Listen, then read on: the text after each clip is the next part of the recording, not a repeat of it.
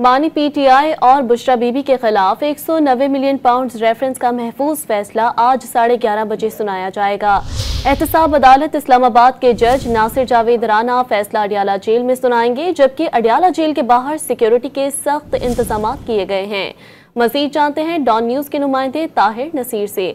जी ताहिर, आगाह कीजिएगा, आज फैसला सुनाया जाएगा, क्या दीगर पीटीआई के कारकुनान वहां पर पहुंच चुके हैं?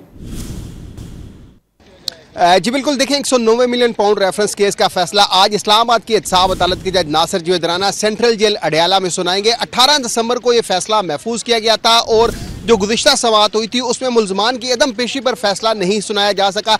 3 दफ़ा यह फैसला मौखर किया गया है। और अगर हम इस रेफरेंस की बात करें तो इस रेफरेंस में टोटल 8 मुल्ज़मान थे, जिनमें से 6 मुल्ज़मान, जिनमें फ़रद शहजाद गोगी, जुल्फ़ी बुखारी, मिर्ज़ा शहजाद अकबर समेत 6 मुल्ज़मान को इश्तिहारी करार दिया गया था। सिर्फ बानी पीटीआई और बुशरा बीबी ने ट्रायल का सामना किया। ट्रायल के दौरान 35 गवाहान के नैब ने बयानात कलम बंद करवाए, 24 गवाहान को गिव अप किया गया, जबकि बानी पीटीआई और बुशरा बीबी के वकला ने 35 गवाहान पर जिरा मुकम्मल की।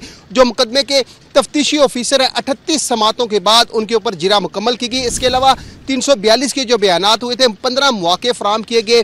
15 गवाहान ऐसे थे जिनको अदालती गवाह के तौर पर तलब करने की दरख्वास्त बानी पीटीआई के वकला ने दी थी, जिसको मुस्तरद किया गया था। इस केस का फैसला 3 दफ़ा मौखर किया गया और आज की तारीख मुकर्रर की गई थी। कुछ ही देर बाद इस्लामाबाद के एहतसाब अदालत के जज नासिर जावेद राना सेंट्रल जेल अडियाला पहुंचेंगे।